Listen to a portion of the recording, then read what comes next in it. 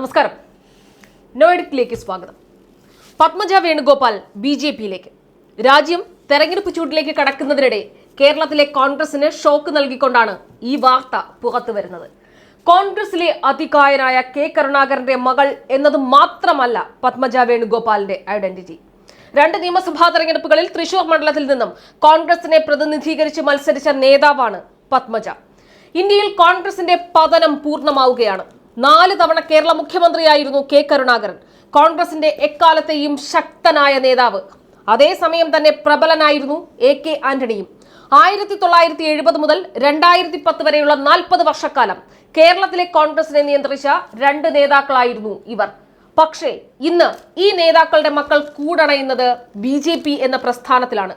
AK. ആന്റണിയുടെ മകൻ Anil Antony BJP. പാളയത്തിലെത്തിയപ്പോൾ വൈകാരികമായി പ്രതികരിച്ച അതേ പത്മജ വേണുഗോപാലാണ് ഇന്ന് കൈവിട്ട് താമര പിടിക്കുന്നത്.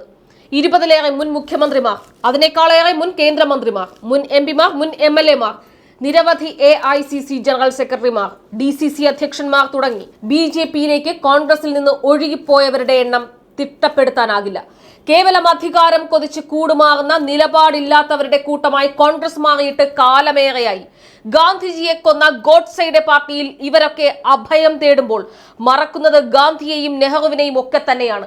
ബി.ജെ.പിയിൽ പോകണമെന്ന് തോന്നിയാൽ താനും പോകുമെന്ന് പറഞ്ഞത് കേരളത്തിലെ കോൺഗ്രസിനെ ഇപ്പോൾ നയിക്കുന്ന കെ സുധാകരനാണ്. ഇന്ന് കെ സുരേന്ദ്രന്റേതായ ഒരു പ്രസ്താവന ശ്രദ്ധയിൽപ്പെടുകയുണ്ടായി.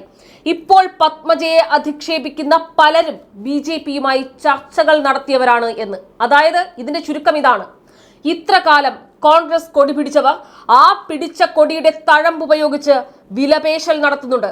ആ വില ലഭിക്കാത്തത് കൊണ്ട് തൽക്കാലം പോയിട്ടില്ല പലരും. അപ്പോൾ നല്ല വില കൊടുത്താൽ, നല്ല വില കിട്ടിയാൽ ഇപ്പോൾ അധിക്ഷേപിക്കുന്ന പലരെയും നാളെ ബി.ജെ.പിയുടെ ക്യാമ്പിൽ കാണാം. അതായത് അനിൽ ആന്റണിക്കും പത്മജ വേണുഗോപാലിനും ഒക്കെ പിന്നാലെ പലരും കോൺഗ്രസ് വിട്ട് ബി.ജെ.പി. ക്യാമ്പിലെത്തും.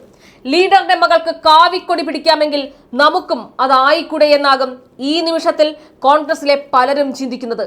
പണത്തിനും പദവിക്കും വേണ്ടി നിങ്ങൾ മറുകണ്ഠം ചാടുമ്പോൾ ഇവിടെ ചതിക്കപ്പെടുന്നത് കോൺഗ്രസ് എന്ന പ്രസ്ഥാനവും നിങ്ങൾ വിൽപ്പനയ്ക്ക് വെക്കുമ്പോൾ അതിനുള്ള മൂല്യമുണ്ടാക്കി തന്ന ഈ നാട്ടിലെ സാധാരണ കോൺഗ്രസ് പ്രവർത്തകരെയുമാണ്. ചുവരെഴുതിയും മുദ്രാവാക്യം വിളിച്ചും നിങ്ങൾക്കൊക്കെ അകമ്പടി സേവിച്ച സാധാരണ പ്രവർത്തകൻ ഇന്നു മുതൽ പൊതുസമൂഹത്തിന് മുന്നിൽ പരിഹാസ്യരാവുകയാണ്. ഇന്നത്തെ കോൺഗ്രസിന് ചെയ്യുന്ന വോട്ട് നാളത്തെ ബി.ജെ.പി. നേതാവിനുള്ളതാണെന്ന് കേരളവും മനസ്സിലാക്കി തുടങ്ങുന്നു.